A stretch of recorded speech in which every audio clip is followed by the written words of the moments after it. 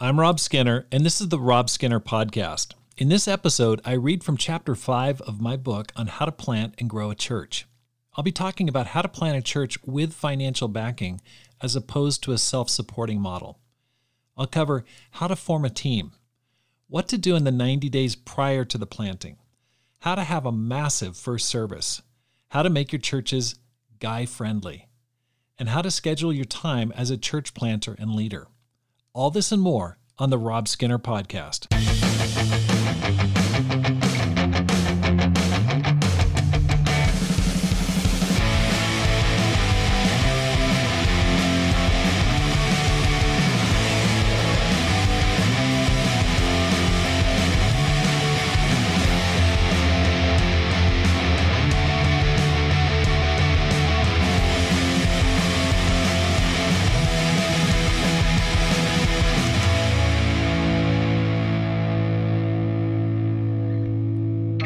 Welcome back to the Rob Skinner Podcast. My goal is to inspire you to live a no-regrets life, make this life count, and multiply disciples, leaders, and churches.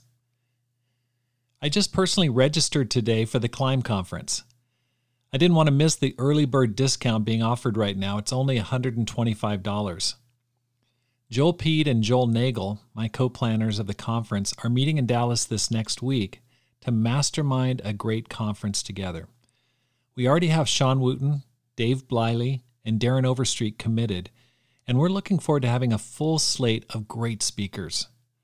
I'll let you know more about the conference once I meet with Joel and Joel. I want to ask you to register now for this conference. Do yourself a favor and sign up. I haven't met a single participant who regretted coming and learning at the past two conferences. Now more than ever, you need the practical training, the warm encouragement, and powerful inspiration that this conference will provide you with. Whether you're a small church leader, a planter, a ministry leader, campus leader, or someone who aspires to ministry sometime in the future, you're going to thank yourself for showing up in Dallas, Texas, November 30th through December 3rd of 2023. We have people coming from India, Europe, and New Zealand, and more are signing up every week. Sign up today by going to robskinner.com and looking for the Climb Conference tab. That's robskinner.com. Chapter 5, How to Plant or Lead a Church with Financial Backing. One of the greatest moments of my life was the time I got a phone call from Preston Shepard, the leader of the San Francisco Church of Christ, who asked me if I was interested in planting a church in Portland, Oregon.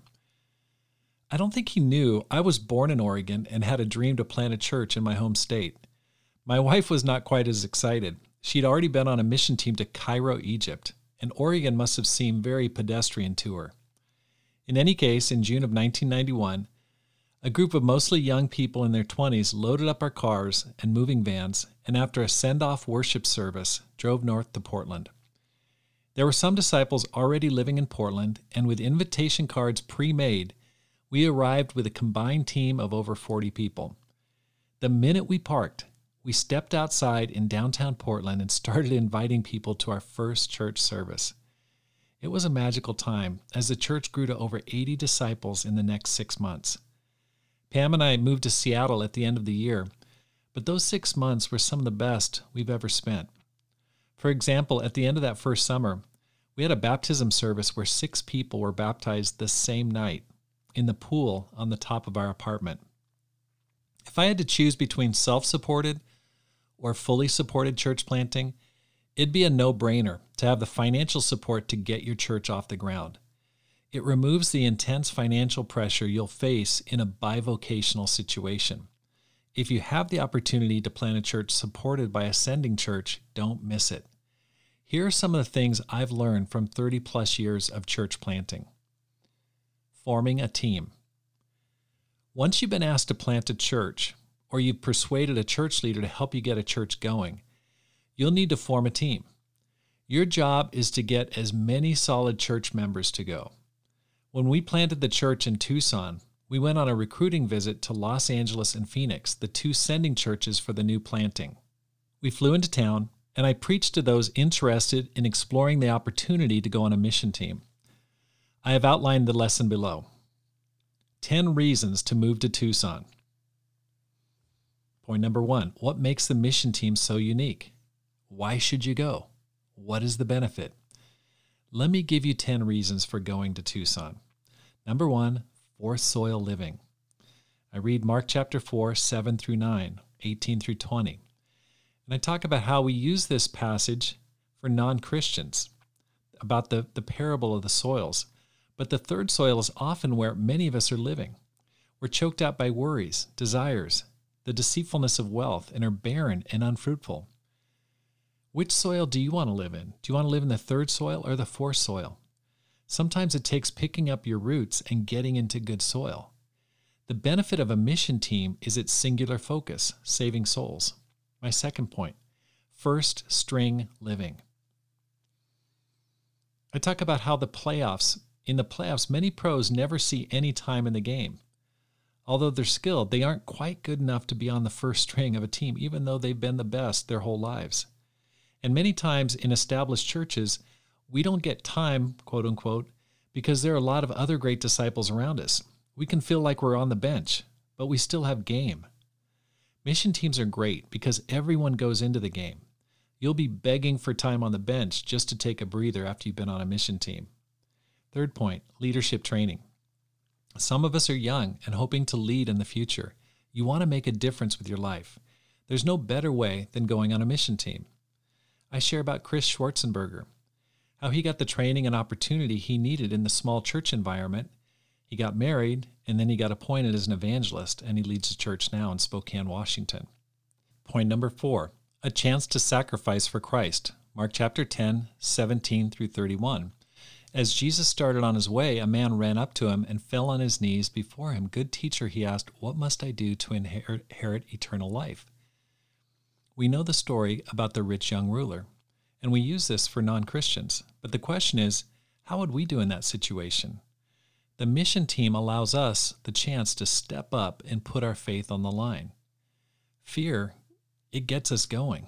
But what's going to happen? In verse 28 through 30, Peter said, we've left everything to follow you. Truly I tell you, Jesus replied, no one who has left home or brothers or sisters or mother or father or children or field for me in the gospel will fail to receive 100 times as much in this present age, homes, brothers, sisters, mothers, children, and fields, along with persecutions, and in the age to come eternal life. But many who are first will be last, and the last first. Jesus promises 100 times as much for anyone sacrificing for him. Are you ready for that chance? When we planted the church in Ashland, it was scary. It was very scary. I lost my entire savings. It happened right during the Great Recession. I started a new career. I left the paid ministry to get this small church planting off the ground. But I'm so glad that I did. I just proved to myself that I was willing to give it all up for the sake of Christ. It builds your faith when you sacrifice for Christ, and it's good for you. So ask yourself, are you willing to sacrifice for Christ? Point number 5, the mission team gives you a chance to put your faith into practice and follow Jesus. Mark chapter 1, 16 through 18. In this passage, his disciples, they leave it all. They drop their nets and they follow him. They had the privilege of walking with Jesus. What was Jesus doing? Living out the mission. You already made this decision when you became a Christian, but remember, Jesus sometimes calls us twice. In John chapter 1, 35 through 42, Jesus had already called those guys. This was actually their second call in Mark chapter 1. Remember when they asked him, where are you spending the night? And he said, hey, come follow me. And they spent the rest of the day together. So that was actually the first time they met. So in Mark chapter 1, it appears that that's the second time. So he didn't call him the first time he met him, just spent time with him. But maybe Tucson or wherever your mission goal is, that's your second call. Make sure you take it.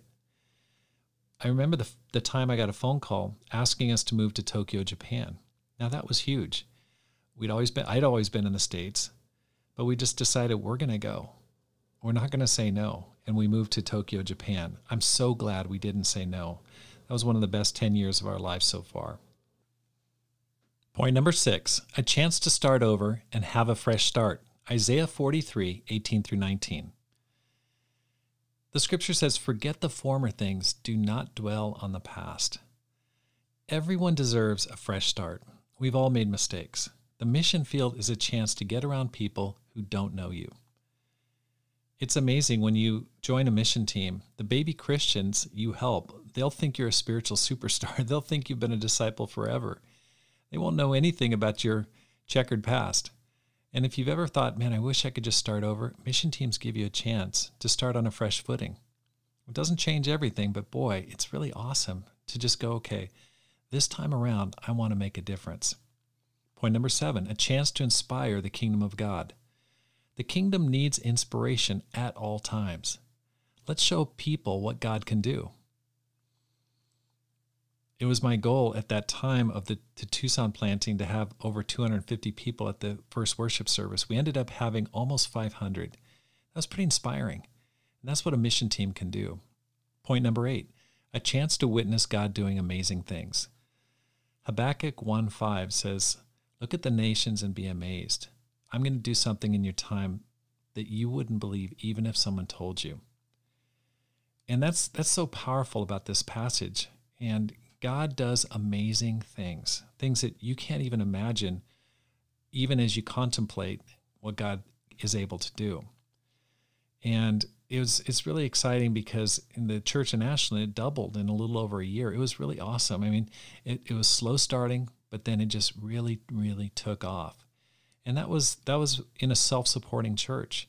Small churches have a way of just really doing miracles. Point number 9, a chance to make memories and best friends for life. Time seems to stand still on a mission team. When we were in Portland, we were only there for a little over 6 months, about 7 months. But I remember we had 6 baptisms in a single day. And every day seemed amazing. It seemed new. It seemed fresh. It seemed like we were there for 6 years, but it was only like 6 months. But we made so many great friends during that wonderful time. Number 10, a chance to express our love for Christ. John chapter 21, 17 through 19. That's where Peter is told, feed my sheep. Do you love Jesus? Then feed his sheep. Seek and save the lost. Follow him. There's no better way to express your love for God than laying it all on the line and going for it. Join the team today. So that's my lesson that I give to people in forming a team. And you can adapt it. You can use it. I love to use that lesson because it's so powerful. I think so many people who want to go on a mission team, they're looking for a fresh start. They want to break out of the ordinary, the humdrum. For many, many people, they haven't borne fruit in years. I mean, literally years. I remember one time a couple called me and said, listen, before you ask us to be on this mission team, we want to let you know we haven't borne fruit in like over 10 years. And I said, listen, just come on a team and you will. And it was amazing because that married couple, they helped like eight couples become Christians in Tucson.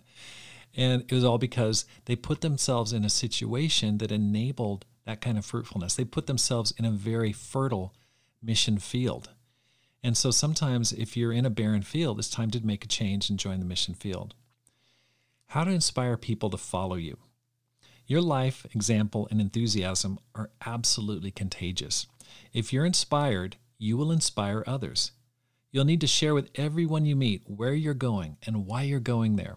Disciples want to make a difference for Christ. They only need an example of a person willing to lead the way to step forward on faith. Don't forget to get a song leader. When we were living in Ashland, the music ministry was fantastic. We had converted and attracted many talented musicians. Unfortunately, I had taken these gifts from God for granted, and when we were recruiting team members for Tucson, a song leader wasn't on my radar. Only after we'd arrived and were meeting for our initial gatherings did I realize the magnitude of what we were missing. We had no song leader, and so I had to step in and lead some old songs. We also had to borrow a song leader from a neighboring city who would come down and lead songs for us. Luckily, a young mission team member named Matt Mike approached me after one of my failed attempts at song leading and offered to develop his song leading. He became an excellent song leader by necessity and still song leads. Worship ministry is incredibly important. However, you don't often realize how important it is until you don't have a leader for it. Let me repeat, don't plant a church without a talented musician and song leader. 90-day pre-planting period. It's tempting to hit the ground running and have your first big service immediately after arriving at your mission target. I've done it that way when we planted Portland, and it turned out okay. However, the difference is that we had a lot of people to start with, nearly 50 people, and many of them had been meeting together while waiting for the official planting to begin. Not only that, but we had several excellent song leaders on the team. I lucked out that time. In most situations, you'll be starting with less than half that number and may or may not know what type of team you're starting with. It's better scheduling in a 3 to 6 month quote-unquote preseason warm-up period before your first official inaugural service. You'll still meet on Sundays and Wednesdays, but the primary purpose is to practice and prepare for the big launch. We did this in Tucson, and it was helpful for several reasons. Team members tend to drift in gradually as they leave jobs, family, and homes. Your team will take time to build in numbers. They'll also be distracted during the first couple of months getting settled into homes and apartments, setting up utilities and getting new licenses, etc. So giving people time to get situated so they can focus wholeheartedly on the work is a great idea. Next, you need time to practice your services. People are coming from various churches and church cultures, and it takes a while to learn songs and ways to worship together. Next, you need the platform to teach and train your team. You are the coach and hold the vision for your mission planting. You'll need to use Sundays and Wednesdays to educate your team on the basics of planting a church: evangelism, relationship with God, righteous living, vision for the city, relationship skills, confession, etc. No professional football team would kick off the first game of the season without practice and coaching before the season opener. Neither should you. Next, you'll need time to find a good location. Our first meeting in Tucson was a high-end burger joint called Zin Burger. We met with 15 people. It was fun, but not an ideal permanent location. We then moved on to a local hotel conference room that held 35. It was better, but still limiting. It took about 2 months to find our current location, a middle school across the street from the University of Arizona, and that could hold 300 people easily and nearly 500 for our first service. You'll also need time to get to know your team. People reveal talent over time. By having a preseason before the kickoff service, you'll get to know your squad and its capabilities in detail. Next, team members need time to get to know their neighbors and the people around them. My son and daughter enrolled in the local high school, joined teams, and brought out their friends and their parents for our first service. 6 months later, those parents got baptized. Allow time to build relationships and connections. Start big to get big. As a young Christian, I remember hearing about the planting of the Los Angeles Church of Christ in 1989.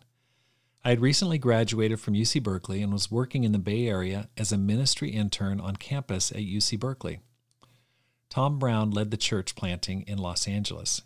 He was asking everyone in our family of churches who are from Los Angeles or who had friends or family living in Los Angeles to attend and invite everyone they knew to the inaugural service of the church. When we got the news of the first service, we were blown away. They had over 1,000 people in attendance at their first service. That church went on to convert thousands of people and now has over 6,000 members. The point is this: if you want to get big, start big. In planning our inaugural service in Tucson, I remembered the example of Los Angeles and asked everyone I knew to join us for our kickoff service. I asked the team to invite friends and family living in Tucson to our service. We asked anyone who had a connection to Tucson. Members of the Phoenix Church living 2 hours away came and brought people they knew who lived in Tucson. We had people from Los Angeles join us who brought friends. The result is that after a 3-month preseason, our church started with 483 people. It was standing room only. I asked a song leader, Brian Craig from Los Angeles, to lead worship and singers from Phoenix to help our service. This was because I hadn't recruited a trained song leader for our team. In any case, it was inspiring, awesome, and fired up everyone who came. For me, it gave and still gives me a mental picture of what our church will look like in the future. It was like looking at a snapshot of our future church. From that beginning, our team of 22 members grew to 100 members by our second anniversary service. We baptized our 100th member within 2 years. Simple and short services. In larger churches with more people, talent, speakers, worship bands, and announcements, the service can stretch out to 2 hours. I'd recommend keeping your service to a trim 60 minutes. With limited resources and manpower, it forces you to present your best in a compact form. You don't need to match what the megachurch does or even what your old church does. Make your worship services the best they can be with what you can offer. Make it guy-friendly. You want to make your services guy-friendly. Many churches have a gender balance of 60% or more female members. One reason for this is that guys tend to have shorter attention spans and don't want to be stuck in one place for 2 straight hours. Design your service in a way that guys will love. Allow only one sermon per service. Occasionally, you'll attend a service in which an overeager member is dying to share his insights in the communion. He'll ramble on for 20 to 25 minutes while everyone is wondering, is this the sermon or the communion? You'll be tempted to cancel your sermon because everyone feels like they already listened to one. Limit your communion to 2 to 3 minutes at most. Coach people that a communion prayer is often enough, or a scripture, guided reflection, and prayer at the most. Often I'll say a communion prayer at the end of my sermon to save time. This rule applies not only to communion messages, but also to personal testimonials and baptism sharing. Anytime a person takes the microphone, there's a possibility they won't give it back. The problem is that if they're going long, you'll look like a fool trying to get their attention to get off the stage. Consistent coaching and repetition will help you avoid this problem. Make it a rule. Only one sermon per service. About sermons, keep it under 30 minutes. 30 years ago, the preacher was finishing his introduction at the 30-minute mark and would often go 50 minutes. In the age of the 20-minute TED Talk, a 45-minute sermon is a relic of a bygone era. Limit your preaching to 20 to 30 minutes. Your audience will appreciate it, and it'll force you to say what you need in a concise format. A good book on brief sermons is Andy Stanley's Communicating for a Change, or his lesson on YouTube, How to Give a Talk. A typical worship program. If you're wondering how to have a service in 60 minutes, I've attached an example of one of our worship services. So let's say we start at 11 a.m. The worship begins. We have 4 or 5 songs. And then at 11:15, we have a welcome with communication cards and a prayer. And so let's say the Millers get up there and they say, before we jump into the rest of our service, take a minute, pull out your communication card from your welcome packet. We'd like to ask you to take the next few minutes to fill out as much information as you feel comfortable sharing in the front of your communication card. You can drop your card in the offering basket as it passes at the end of the service.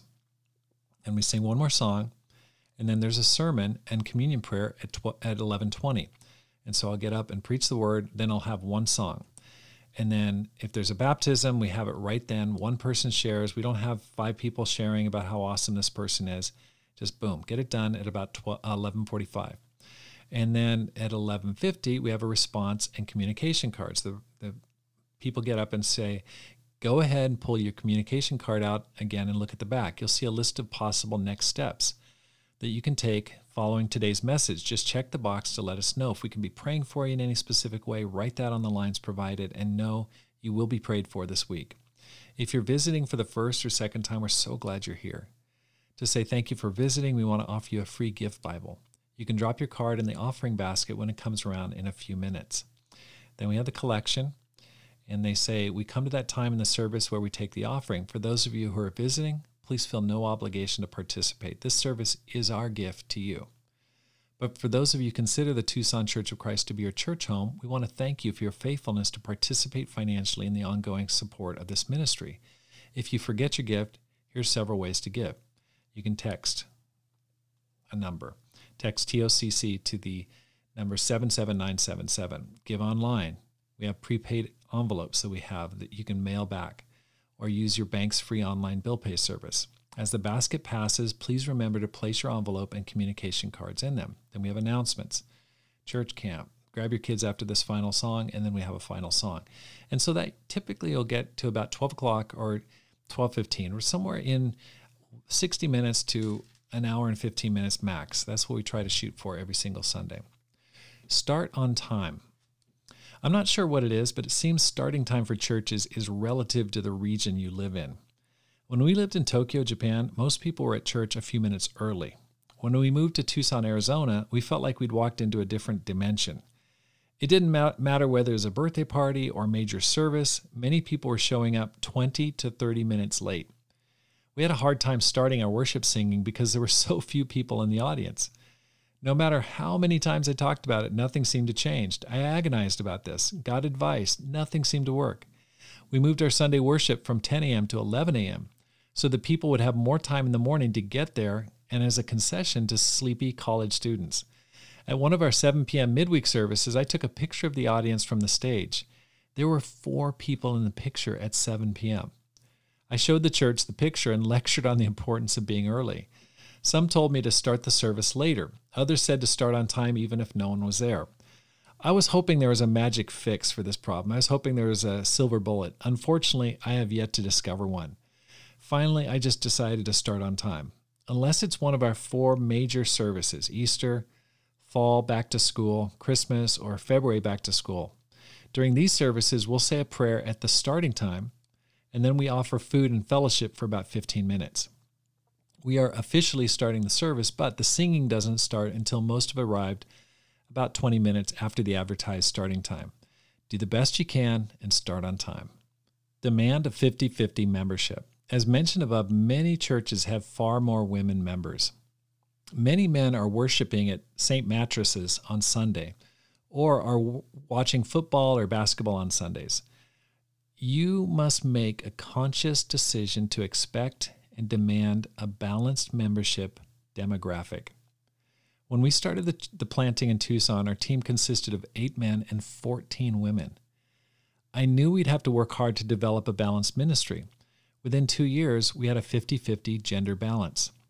I got many quizzical looks and skepticism when I told people that growth would not be enough. Balanced growth was necessary. People can be touchy about structured building. They sometimes desire to leave it up to God. This approach has a spiritual appearance, but leads to a poorly built church. In my experience, in churches in which women outnumber men, I ache for the older single women who have few dating prospects. Locked into their devotion to God, hoping for Mr. Right to show up, and at the same time consistently approached by their co-workers who don't follow God. It's one of the top reasons people abandon their relationship with God and walk away. As Paul mentions in 1 Timothy 5:11, for when their sensual desires overcome their dedication to Christ, they want to marry.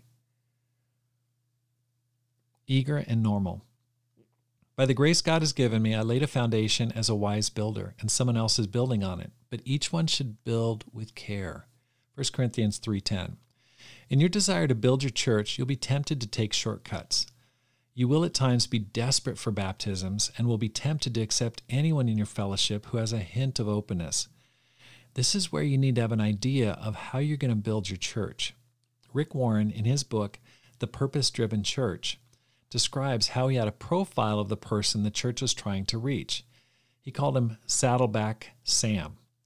And that was a composite of the young urban professional typical to Orange County, California in the 80s and 90s. And Rick Warren went on to build one of the largest churches in the world by targeting a segment of the Southern California population. Regardless of your sensitivity to racial or economic targeting, the method worked, and now they also have people of all different backgrounds in their church. The takeaway from Warren's approach is to have in mind the type of person you're looking for in the startup stage of your church. You don't need to go into as much detail as Pastor Warren did in planting his church, but I would recommend having some criteria.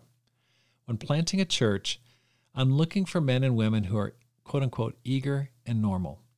You're looking for serious seekers, Jeremiah 29:11-13, people who are seeking God with all their hearts, and those whose lives are functioning on a typical level. That's what I mean by normal. Why?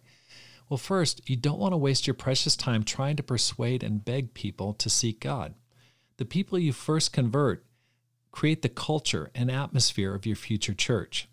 Quite often, they become the future leaders of your church, and many go into the full-time ministry. They're the engine of your future growth. You need eager, passionate lovers of God who will continue to drive the future growth of your church. Not only that, but many people are attracted to the joy, enthusiasm, and family atmosphere of a church planting. Many of these people are struggling with deep emotional scars, chronic health problems, addictions, financial crises, and other massive life issues.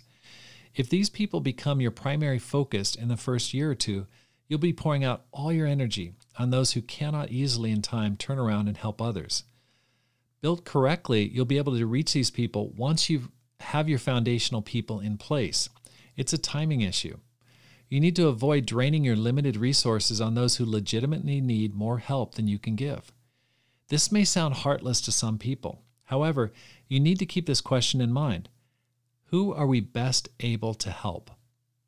If someone comes to your church and is looking for addiction or grief recovery or who has chronic health issues, they would be better helped by a megachurch or social organizations that have the resources to meet these needs. That is not what a new planting is best at supplying. Build right. Build well. Seek out those who are eager and normal. How to schedule your time. The way you use your time will make or break your church planting. On the surface, it's a dream to have total control of your time. However, if you don't create a schedule that's productive and manageable, you'll become the victim of anxiety, worry, and a feeling of powerlessness. Control your morning schedule. Make sure your high-value and difficult activities get done before noon. What do I mean? Prayer, Bible study, exercise, inspirational reading. That's got to get in there early.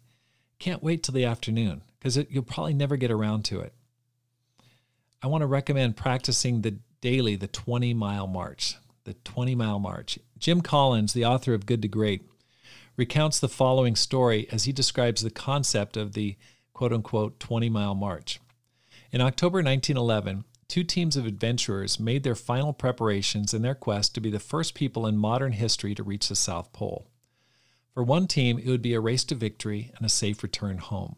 For the second team, it'd be a devastating defeat, reaching the pole only to find the wind-whipped flags of their rivals planted 34 days earlier, followed by a race for their lives, a race that they lost in the end, as the advancing winter swallowed them up. All 5 members of the second pole team perished, staggering from exhaustion, suffering the dead black pain of frostbite, and then freezing to death as some wrote their final journal entries and notes to loved ones back home. What was the difference? The winning team leader made progress consistently, day after day, an average of a little over 15 miles per day, while the second team leader was inconsistent in his progress. His progress depended too heavily on that day's weather. He often allowed his men to stay in their tents on days with extreme weather. The penalty for his inconsistency, he and all his team died. The lesson for the church planter is this. You must be steady and consistent doing those activities that will enable your church to grow. You and your team must walk with God, share your faith, encourage one another, study the Bible with the lost, and serve your neighbors day after day without ceasing. Here are some activities that will help you produce consistent results in your small church. First, get up at the same time, 6 days a week. Don't let your wide-open schedule tempt you to drift into a late-night Netflix binging lifestyle. You need to be up early. It's good for your spirit and for your character. Read the Bible 20 to 30 minutes straight, or 5 chapters a day. Read a good book 20 to 30 minutes. Pray 30 minutes minimum, and pray with your wife 3 times a week. Exercise 30 to 45 minutes a day. Share your faith 60 minutes. If you don't have dedicated daily time for evangelism as a church planter, you need to ask yourself, what am I doing here? What's my purpose? Personal finances, 15 to 30 minutes. You need to monitor your financial situation. Don't let out-of-control finances sink your dreams. Ministers are often dreamers and big-picture people who dread the focus on the details that stable personal finances demand. Force yourself to give it a little time every single day. Here's a daily example of a schedule. So you wake up early, 7 o'clock, you read the Bible, you get into some good books. 8 o'clock you pray, 8:30 you exercise, 9:30 you're setting up studies by phone, email, callbacks. 10 o'clock, do a little bit of finances administration. 11 o'clock, you get out and share your faith. By noon, you have a lunch appointment. Now, I want you to imagine if you spent 6 months sticking to a form of the morning schedule I just described above. You'd feel a tremendous sense of confidence knowing you're the master of your schedule and what matters most in your life. You'll feel close to God. You'll have met open people personally. You'll enjoy peace of mind about your financial situation, and you'll feel good about your body, enjoying the stress-reducing benefits of exercise. Here's another tip. Complete your midweek lesson by Tuesday afternoon. Not only would I recommend getting your lesson prepared by Tuesday, but I'd also recommend working from a checklist to plan for your coming week. Don't allow drop balls to surprise you on Sunday. I'm speaking from experience here. You want to avoid surprising your members Sunday morning by asking them to say a prayer or do the welcome because you forgot to organize the program.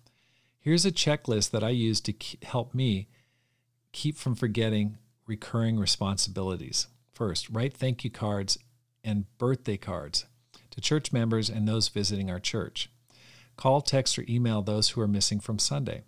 Check that events, articles, audio, and the outline is uploaded to the website. Update our attendance and membership on Excel spreadsheet. Create and distribute the Sunday theme, program, songs, improvements, and participant list. Complete the Wednesday program, the class, and the PowerPoint, and record ministry expenses. So I just have a sheet that I pull out on Tuesdays, and I just knock those things out. I have to do it every single week because it keeps on, it's not, everything happens repeatedly. It really helps me to stay on track. I'm a big picture person, and checklists really help me to get grounded again and stay focused so that I don't get embarrassed because I forget something. Then complete your Sunday lesson by Thursday night. Why waste your Saturday night panicked about the sermon you haven't written yet and that must be preached in less than 12 hours? Now, I talked about this already. With those who are self-supporting, sometimes you just can't help it. Saturday night is your night. That's when you get it done. But if you're paid for by the church, if you're supported, you've got the time to do it earlier. I demand for myself that my lesson for Sunday is completed by Thursday night. This allows me 2 days to let the ideas percolate, think of illustrations, and reread and practice my delivery. I discuss this in detail elsewhere in the book, but Parkinson's law states this: work expands to fill the time available for its completion. Set aside 3 to 5 hours on Thursday to finish your lesson.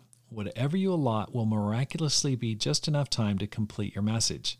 Force yourself to get the sermon done by Thursday, and magically, you'll get it done. You'll have greater peace of mind, more relaxed weekends, and better preaching. Use Saturday for evangelism only. Bible studies, evangelism, and double dates. Don't waste your Saturdays. Ministry is a people enterprise. Be available when people are available. Use Sunday afternoons for mission team meetings. I like to use Sundays after church for mission team meetings. That's when everyone's already there, and it's a good time to have a meal together and then give direction for the week. You can talk about who came to church, who you're studying the Bible with. It's a great, great chance after church to pull people together and just recount what happened that week. Servant evangelism. In his book, Conspiracy of Kindness, Steve Sogren recounts how he planted his church in Cincinnati, Ohio, using a method called servant evangelism. Servant evangelism makes evangelism easier for people to do consistently. Along with an invitation to church, you give away something small and inexpensive or perform some act of service. I wish I'd discovered this method of reaching out earlier in my Christian life. I know few Christians who find it easy to overcome our natural reluctance to share our faith. There are a few outliers, but most of us hesitate at best and panic at worst.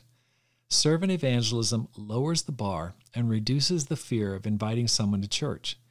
Since coming to Tucson, we've organized countless servant evangelism activities, and the most common comment from disciples after the event was, "That was easy." I hope that the spiritual exercise of reaching out will encourage the team member to share throughout the week when he or she is alone. Here are some of the activities we've tried.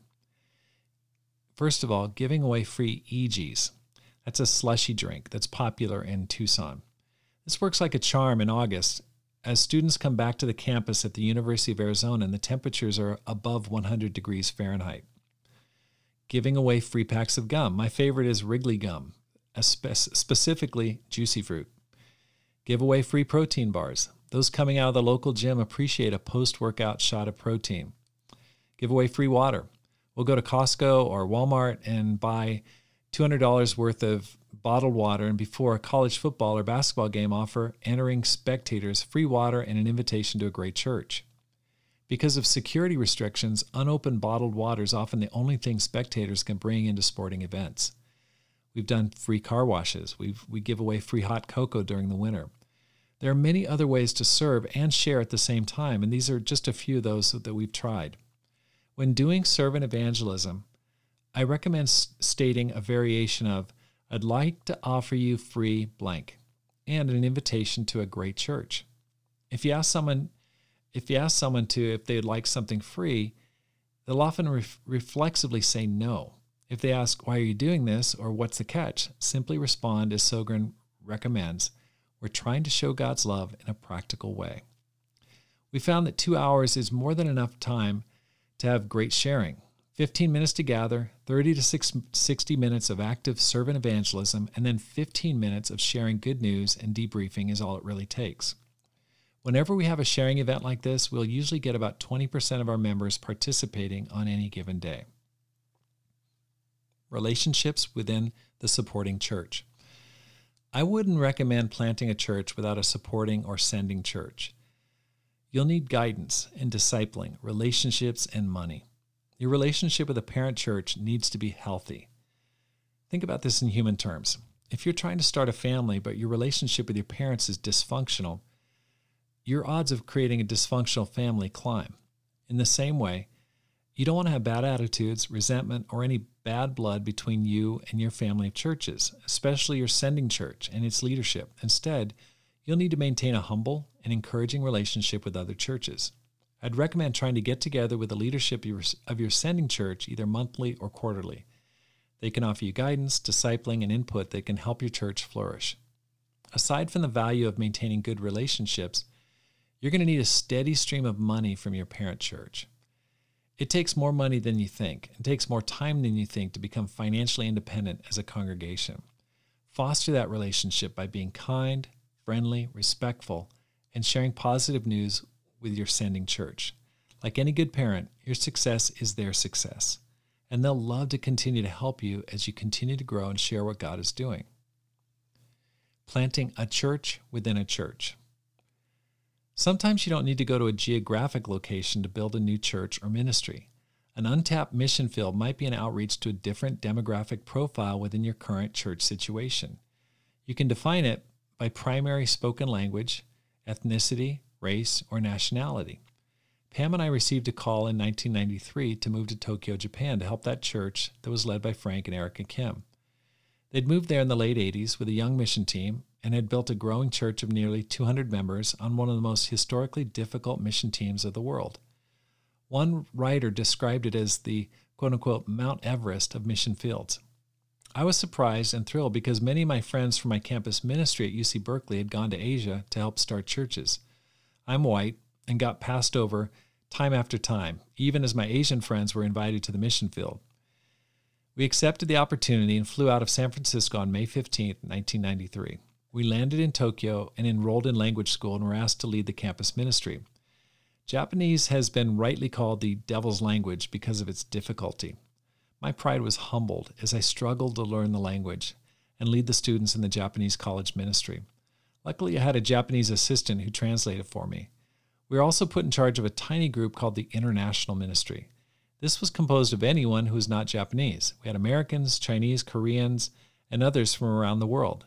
This ministry grew quickly, and eventually we spun off a Korean and Chinese ministry from the main group. In time, it reached about 200 members in the larger church of around 1,000 members. The stress and pressure of living in a foreign country had the effect of opening people up to new relationships with God and with people. Look around your current situation. You might be sitting on a spiritual goldmine of open people. Who can you reach right now who are not being deeply affected by the gospel? God may be calling you to an untapped growth center. Thanks for listening today. I'd like to ask your help through one of the following. First, hit the subscribe button. And then read and review one of my books, How to Plant and Grow a Church, or Courage, How to Make This Life Count. Because my goal is to inspire you to make this life count, to live a no-regrets life, and to multiply disciples, leaders, and churches. Have a great day, and make this life count.